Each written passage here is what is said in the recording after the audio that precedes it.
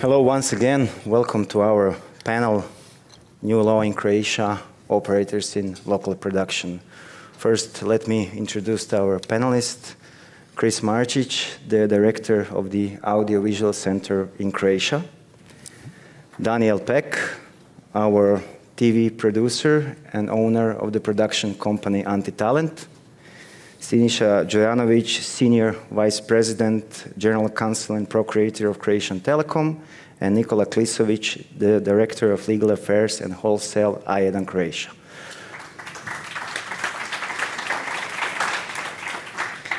Thank you. First of all, our Minister of Culture told us about the theme of the panel. The new law on electronic media has been put into force last year, and it stipulates some changes, and especially in the audiovisual and the creative industry. And this is something that we're going to talk about today. First of all, the operators are now enabled also to be publishers at the same time, and they have an obligation of 10% investments if they are also publishers and they are producing their own content. Also, we've put in the law the obligation for streaming platforms that are targeting in Croatia to invest 2% into the audiovisual center and also to invest 2% directly into independent production. So we see this new law as the diversification of financing of the audiovisual center. Before this new law was drafted, the audiovisual center was financed by the Croatian audiovisual. The audiovisual industry was financed by Croatian Audiovisual Center and the Croatian Radio Television. We hope this will give a new boost to our audiovisual industry. Chris, we will start with you. We saw some interesting business practices of telecom industry abroad. What are your intentions as the director of the Croatian Audiovisual Center, and how do you see the fusion of these two industries? Oh, thank you, Krešo. I think the new law provides an opportunity for us to work together. It provides incentives, it's flexible, and I see the potential for partnership in a win-win situation. I think that we've seen from some of the examples. Maria just explained a little bit more about what happened in Spain. There was a regulatory underpinning to what motivated Movistar and Telefonica to move into the content space. But then they saw their interest there. They saw it as an opportunity to grow their business, and it has grown. And at the same time, and I think this is something that we will see from our own legislative framework, it started to change some of the production in Spain. Before these changes occurred, Spanish production was in a bad space. It was suffering. But with the opportunities that were created with operators, with broadcasters, and now with streamers, it's a totally new world there. And I am hopeful that we will find ourselves in that new world as well. And also, Chris, we heard from the minister's speech that our audiovisual industry has had some great success in the last year. The movie Murina that Daniel Peck produced and Antoneta Alamat-Kusjanović directed won an award in Cannes. We have an award for our series, the last socialist art-affected series Mania at Lille. We also had great success with the series The Paper, which was the first Croatian series that was produced and globally at 190 countries via Netflix. But we see that the potential for audience, for the development is here. But it seems that something is missing. And how is the Audiovisual Center planning in the future to boost this industry for more international recognition, not just by the awards, but also by the audience? Well, I think that as we start to produce more and more series and films in partnership with new partners, we will, by definition, create new opportunities for what we make, abroad and in Croatia. And the idea has to be that, as was said earlier, we get out on international platforms, we reach audiences through those international platforms. The awards, they will come, some, there will be more, but they also need to reach a market, and that requires a presence on bigger platforms. Daniel, you are a producer, the owner of the production company Anti-Talent. You're also the president of the Croatian Association of Independent Producers. What is our reach, the reach of the Croatian audiovisual industry on streaming platforms, on YouTube's, globally? Can you tell us more about that? Well, we had, thank you for having us here and for the opportunity to talk with our colleagues. Everybody said very good things which the new law and new legislation is bringing to us. Even before this, we had quite successful projects that were traveling internationally. There are projects, creation like papers, like Success, which are included in the libraries of Netflix, on HBO Max. And I'm sure as this market will develop, and it is developing and growing, it's going to be more and more. But I have another example. I really congratulate to all of this, and all of these are great successes. I have another example, which is something that I think it is important for us and for this what we are talking about now. 6 months ago, one Croatian production company put freely on YouTube 17 years old TV series. So 6 months, now they have 13.5 million views of this 5 seasons of this series. It was broadcasted numerous times. It was in the, it is in reruns every year on a national channel, but it still has such a great interest. I'm sure all of us here would like to be a part of something which is on the market of 4 million people gathering 2 million views per month as a success story. So I think we have lots of things to offer. We are producing content which is on the high level. I would say very high regarding of our the value of our market and the size of our market. Our production value is really big, and this is something which can be recognized and something we can work on. Also, we can see, maybe you can tell us more about this, that the streaming platforms, especially one streaming platform, has broken the language barrier. I mean, we can maybe remember when we were kids, we watched TV shows on English. Now, Spanish, Korean, Italian TV shows are going really good on streaming platforms. What does the broken language barrier mean for the Croatian audiovisual industry? Is it something that we can ride also with? Well, yes, of course. We see lots of content from other markets, which are basically bigger than Croatian ones. But it is not. We had also listened to Dana with the Israeli market, which is just slightly larger than Croatian one, producing shows for all around the world.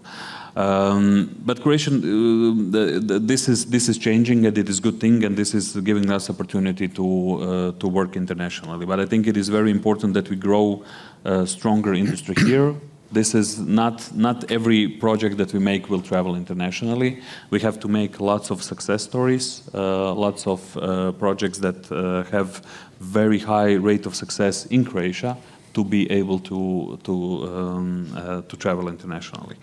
And of course, one thing which we often forget is that something which is produced in Croatian language is not only for 4 million people. You know, there is 15 million people in the region which understands completely without subtitles, without dubbing this language. There is also additional maybe 10 or 15 million people around the world who are living in the other countries, who are understanding the same language. So when we are producing something in Croatian, it is something which is for the market of, let's say, almost Poland or this size of the market, and this is something which is then more and more interesting.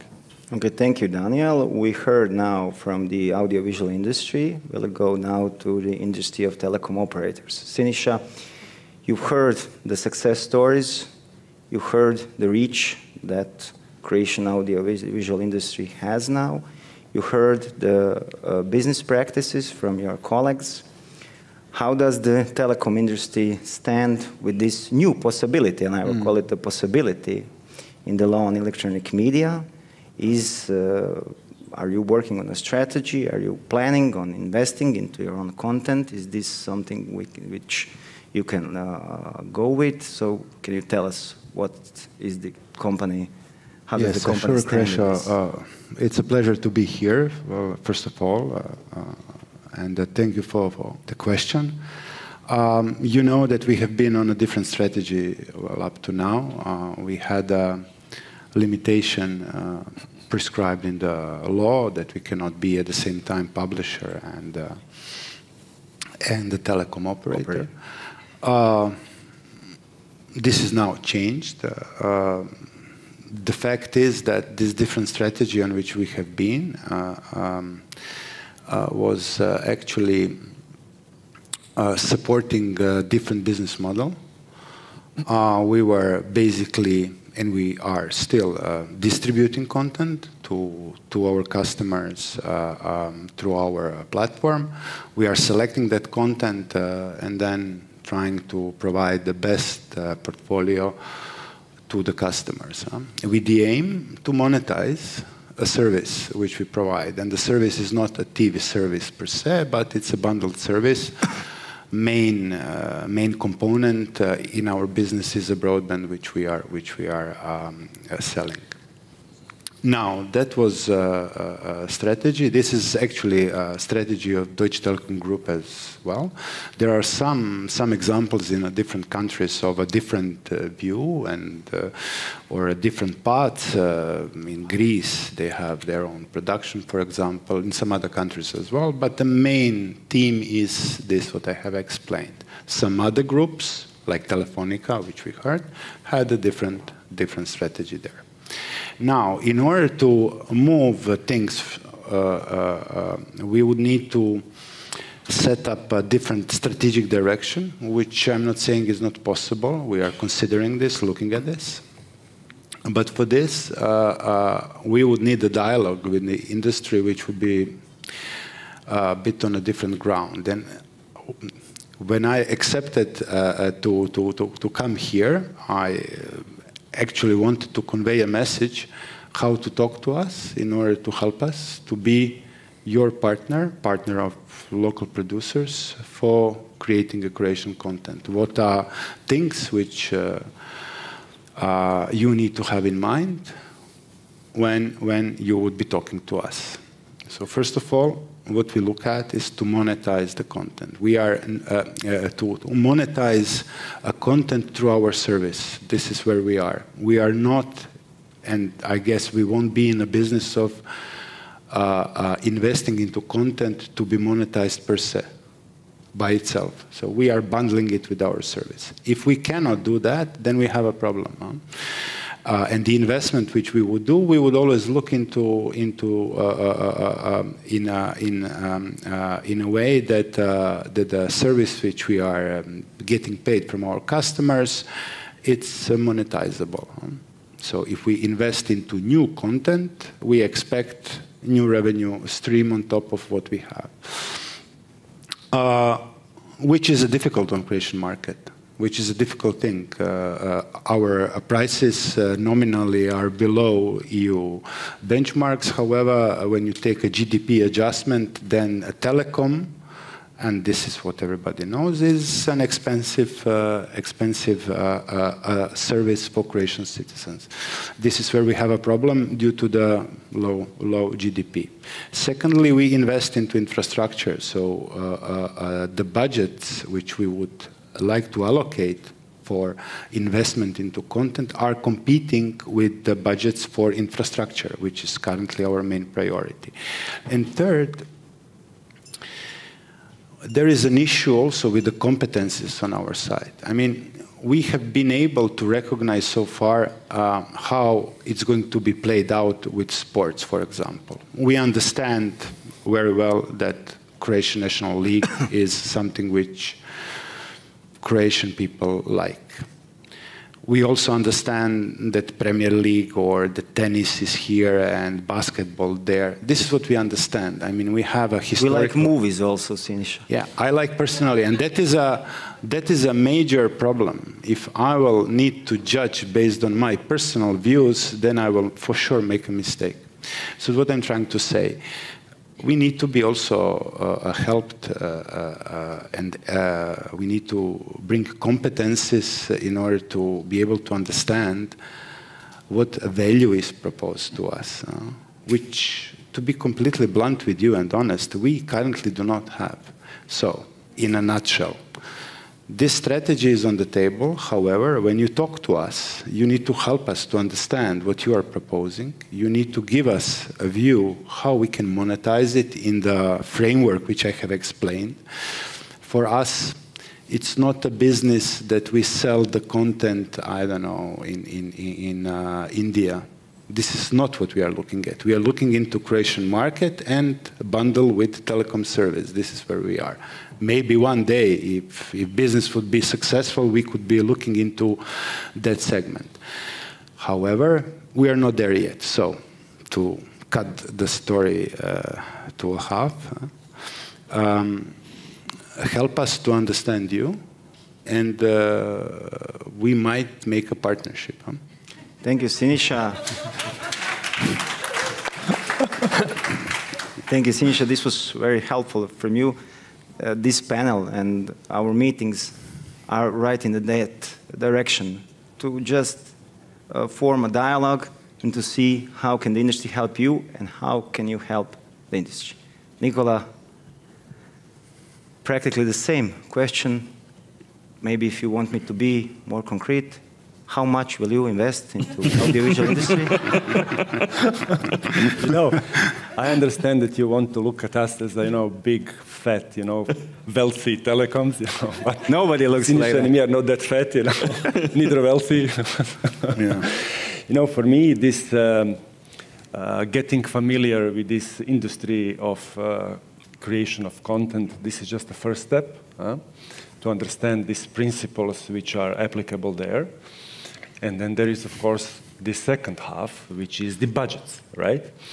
Because if you understand how the things work, how they function, and you have a budget to support it, then actually you have a plan. Otherwise, you have just an ambition. And we as the telecoms, we operate on plans, not on ambitions. So the budgets, as you know, mainly in telecoms, are oriented towards investments into infrastructure. This is our primary purpose in the society, to maintain, to upgrade, and to evolve our fixed and mobile networks so that the end customers, which are actually consumers of this quality content we are talking about, could get it wherever and whenever. And we feel sometimes that this is much taken for granted. This is like something normally that we should do anyhow, and this content creation is, something special. We heard from Guy in the first presentation, I remember the last slide, there was this Netflix and this top team wanting to invest in European creation of European content, €500 million. Which is, like a wow, which is something we should all applaud, and which is surely what should be done, and of course. But on the flip side, to roll out very high capacity and very high speed networks across Europe, to be able, to deliver this content which will be created to all European viewers, we are not talking €500 million. Netflix will generously invest in European audiovisual works, we are talking about tens of billions of euros. So this is never, somehow heard in this kind of discussions. If we could find a way to release pressure from our CapEx budgets, which are dedicated to network rollouts, to new generation networks, in a way that these top streamers could somehow fairly participate in this sharing of burden. Because I don't know whether you know the information, 55% of all internet traffic on entire world is generated by only 6 companies. And this is Google, including YouTube. This is Apple, Amazon, Microsoft, Facebook, and Netflix. Say Netflix today, they offer this 4K resolution video only to their premium subscribers. Should they tomorrow decide to offer this 4K resolution to all their subscribers, this would be significant burden on telecom operators to invest in upgrading of many network elements to enable this possibility. And actually, we will not recover that cost, neither from the end customer, neither from Netflix. So if we could find a way how to share this burden more proportionately and release pressure from our CapEx budgets, which are oriented towards investments in network, maybe, there could be a space to invest in something else. So I call upon you to help us to help you in a way that we all together understand the entire ecosystem and not just the one side.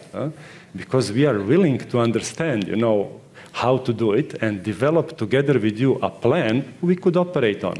But we are not a betting industry, to say we will invest here or there and then wait and see. This wait and see, this is not a strategy applicable in telecoms. Thank you, Nicola. You didn't answer how much will you invest, but we'll come to that later. Chris, you heard now from the telecom operators. I think that the Croatian Audiovisual Center will have a significant role in the fusion of these two industries when, and I will say when it happens. So what are your plans? Is it financing the development of TV series? Is it maybe financing pilots? You now have the streaming platforms that will contribute also to the audiovisual center, so your budget will rise. So how do you think you, as a director, can somehow be the mediator between these two industries? And as Sinisha said, they need help. They need someone who will sit with them at the table and maybe give them insight of how they do it. Of course, we'll ask from our friends from foreign operators also to give us an insight. But what are your plans through the Audiovisual Center? Sure, a couple comments to Nicola's point. There is a debate going on at the European level about what used to be called net neutrality, but essentially that the users of such volume need to contribute to the development of the infrastructure. And, the debate is taking shape now. I know that the French commissioner, for example, has already said, yes, there needs to be a contribution. Now it's too obvious that few are using most of the internet. And Netflix itself, which is in the top 6, calls itself a technology company, not a content company. Technology company, and they are to some extent. As for what our plans are, so yes, you alluded to plans to move in the direction of supporting series, the development and production of series in Croatia, high-end series, through some support from the Croatian Audiovisual Center. That is the direction of travel of most services now. Series are in demand, and I think we need to be there to meet the demand. But I also want to tie into what I said in my opening remarks, and that is that we need to work in partnership with, hopefully, partners from the operator side to determine the type of content that's needed, the priorities. In other words, if we're going to make this into a business proposition that's of mutual interest, there needs to be a dialogue, there needs to be an opportunity for prospective partners to provide an indication of what they would like to do, what they would like to emphasize. And I think you'll see that that has been the case in other countries where the model has developed. So we're certainly open to that dialogue, to presenting what we're working on now, to talk about what we ought to be focused on and what we could do to meet the needs that the operators have and that we have. So I think we're going to move in the direction of adjusting the support we give. We're going to be open to dialogue with the operators to define the focus together. Okay, but as director of the Audiovisual Center, and you and the Croatian Radio Television are the main financier of the movie industry. And do you think that there are some changes over the last 10 years, especially what happened with streaming platforms, what happened over the last 2 years, because the COVID crisis only pushed things forward. Something that would have happened in 5 or 6 years happened in 2 years. And I think that the Audiovisual Center must be a living tissue that changes also with the technological revolution. So that's why I ask you, I know that you're primarily financing art movies, dramas, but maybe there is some space now for series. I know that the Croatian Radio Television is the main finances, that they finance TV shows, and we had, like we mentioned, some awards.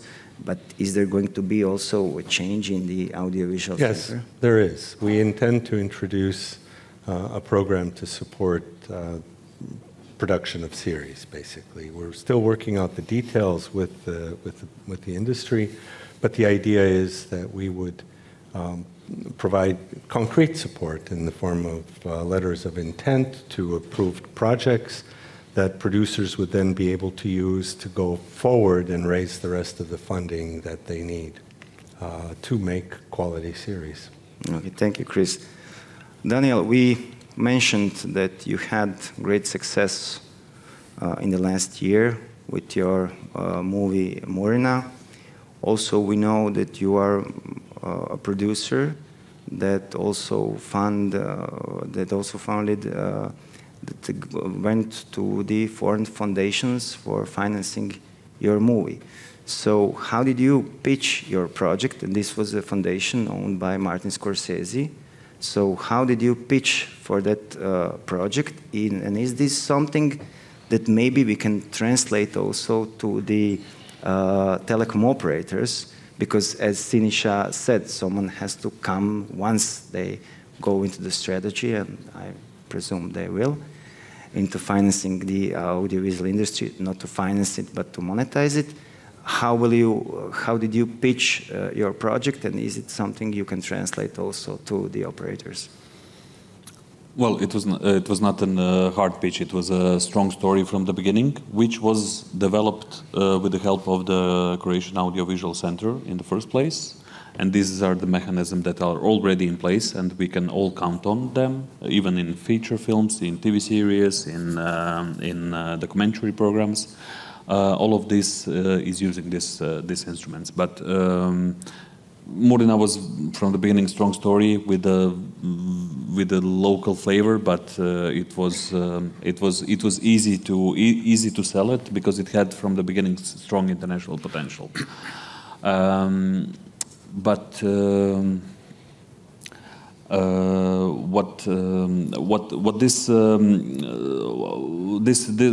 think the change that the new law is bringing now here for all of us is quite substantial, and it is not some. To give an example, 20 years ago I started production And the film school, our teachers told us, you know, in Croatia we're never going to produce the daily soap, or we're never going to produce SF or horror movie.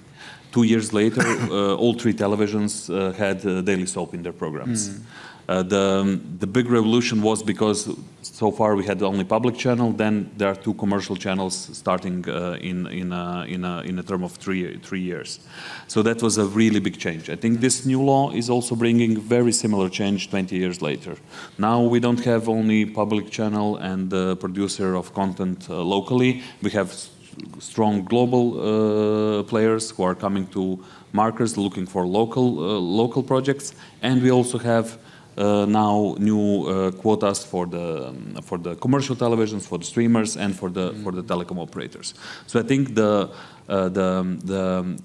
level of not only investment, like financial investment, but level of interest in what we are doing is gonna double, quadruple in the next 2-3 years.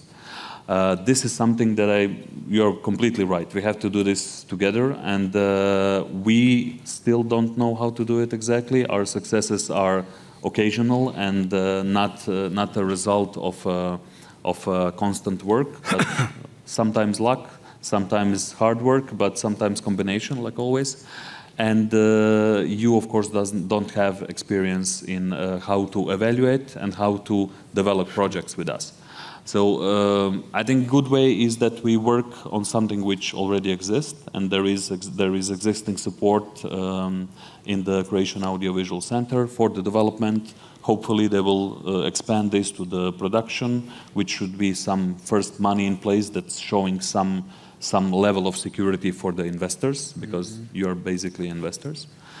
This is something that I think is the first step. I think quota is just, which was introduced now. It is not. I wouldn't say it obligation from your side. I would say it is open door for some new business model and some new opportunities. So this is how we would like to continue to talk. Daniel, also a question for you. The Croatian government and the Ministry of Culture and Media have ensured 30 million euros through the Recovery and Resilience Fund for the culture and creative industry. The tender should be somewhere at the end of the year, beginning of the next year. Do you think maybe this could make a change and put us along the big markets and big players? This is something that never happened before, 30 million euros for the creative industry. And this is an opportunity for Croatia, for the whole creative, not just the producers, the architects, the publishers, so all the creative industry. Do you think maybe this can also help boost the industry a bit? Well, yes, when you get any amount of support in our type of industry, this is helping. This is increasing our production capabilities. We are as media is calling this media program by Creative Europe. We are low production capacity country, which are basically all the countries under 10-15 million people. And we need strong support even to maintain any kind of content production. Otherwise, if we are only on the market, this market is not big enough to keep us on the level of the production and the quality of production that we want to achieve, in able to be internationally interesting. I think it's really great. I hope that you will be able to invest all of this money, and that we're going to have enough. That depends on your projects. Yes, that we'll have enough strong companies, strong enough that they can finance the other part of the grant. That we will have good projects that are able to attract this money, but we lack infrastructure in a way that. It is like I would compare it to agriculture, that you are now offering us to use robots in the agriculture, and we are still have a horse at the plug. Yeah. So I think permanent support and making good good opportunities for our companies is something which is more valuable on the long term than one-time support. Thank you, Daniel. Sinisha, Daniel mentioned one of our TV series that was put on YouTube and had in 6 months, I think you said, over 13 million viewers. I think this is interesting. This content like that can be monetized. So I'm asking you, what is next? I would say this is some sort of a kickoff meeting when we are starting to talk about the joint of two industry. So what is next? Well, first we need to really understand each other. When you talk about the market, you think about one thing. When I hear the word market, I think about another thing. So let me tell you what the market is from our perspective. Market is where we operate our telecom business, and this is Croatia. But it's not Croatian population, it's the number of our pay TV customers. This is our market. And each project, somebody would be pitching to us. We will be looking into the market composed of our customer base. Now, if we can expand that customer base, then the market grows and there is money for us, and then we can return our investment. If we cannot expand our customer base, then we have a problem. Then usually somebody will tell us, yeah, but you won't lose customers. This is a different story. It could be the case, but in order to understand the market from our perspective, you need to understand as well that this market which I'm talking about is a pay TV market, which is in Croatia on a below 60% level, which is very poor in terms of pay TV penetration compared to other European countries. Yes. Exactly. So if the pay TV market would be growing, in that case, our market potential would be growing, and more money would have been released for investments into various content projects. If the market, pay TV market, is declining, then clearly you can understand the consequences. So I think that this is the first thing which we need to understand each other, what we are talking about. On which market we operate and how we would be able to monetize the content in which we would be investing into on a pay TV market within our base or trying to expand that base. Everything else is, I would say, at this point in time, a bit of a bet, whether we would be able to sell the rights to someone else on some markets, whether this would be successful on Netflix. But, you know, this is more of a far-fetched bet from our point of view than the realistic business plan which we would do. So I would say let's first understand each other and let's talk about the projects which could satisfy what is in our view a market potential. If this can expand into something else, into something bigger, into something more international, excellent, but it needs to have this base on Croatian market. Thank you. Nikola, we spoke earlier that the streaming platforms have broken the language barrier, and this is good for Croatia and for other smaller countries, and opens up really opportunity to monetize that content. And I understand, and we all understand, that you're a business company, and when I asked Daniel about pitching projects, you understand that you will choose projects that you can monetize. Nobody is asking you as a telecom operators to give some money to the Croatian Audiovisual Center or to the movie industry. We ask you just to take it into consideration to invest into something you can monetize. And I know that you said when we talked earlier that you have to have a strategy. It's not easy now to go to the strategy of producing your own content because you cannot invest into a movie and monetize it. It's not possible. So in terms, how long will it take you to form that strategy? I get all the concrete questions. Okay, so I can give you an example to pick up where Daniel left off. This is what we have to learn, how to assess, how to evaluate which content will be successful. We don't know how to do it. Somebody told me that out of 10 Hollywood movies, 1 is a real success, 9 are... But I think nobody knows that, Nicola. I think they don't know it in Hollywood. They invest 200 millions and the movie can be a bust at the box office. I can give you one example where we bet on certain things. When we held this UEFA Champions League rights for the Croatian territory, we cooperated with Robert Kňaz, and whatever he did, this was pure success. He gets 500,000 hits on whatever he does. It's like a no-brainer. This is a good example. So maybe.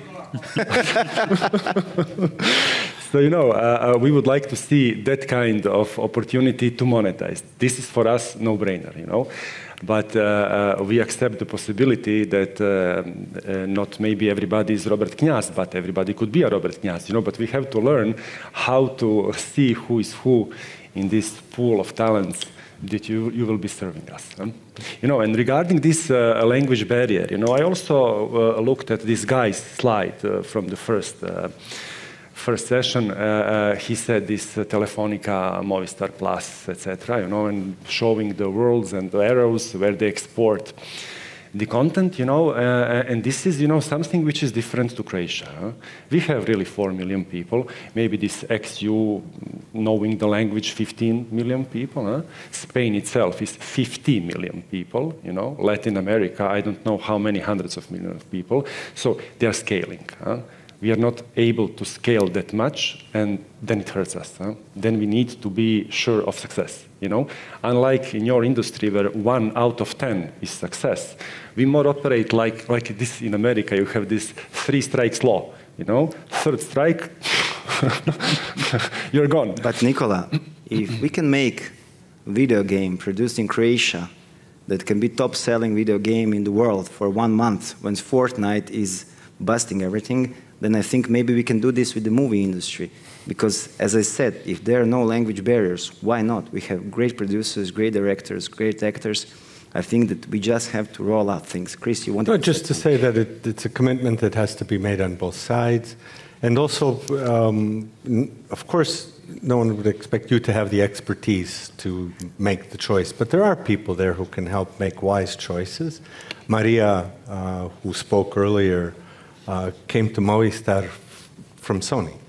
She worked in the content side, on the television side, and Sony had a lot of experience, and she helped develop a very successful business for that telecoms company. It's possible. Yeah, not to sound too negative. I mean, now I'm thinking whether I sounded too negative, which was no, you didn't. intention. You didn't. You were optimistic. Careful. You sounded careful. Yeah, I mean, I wanted to, have some baseline for a discussion, which is then fruitful at the end. But I wanted to say that I believe in local content as a differentiator. Not only me, I think that many of telecoms believe in that. This means that we will, sooner or later, need to invest into local production in order to That's build what it. we wanted to hear. I personally believe that Croatia has a great potential, and that there will be many opportunities to invest into. This is what I personally believe. So, excuse me if I sounded negative. I am not, and I look into things Nicola, very bright. You didn't sound negative. Nicola, you wanted to say something. On the positive note, you're right with the gaming.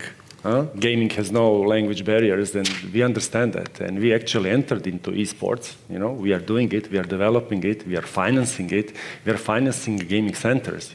But this is not the same. This is not so creative content making industry. It's not the same. I didn't mean it's not the same, but also we have to point out that in the European Union, 16% of audiovisual workers work in the gaming industry. So they're overlapping between these two industries, and if they can do it, I think that the movie industry can do it also. Well, this is all the time we have. I would say that this is the beginning of a beautiful friendship, and please give a warm clap to our panelists. Thank you. Thank you.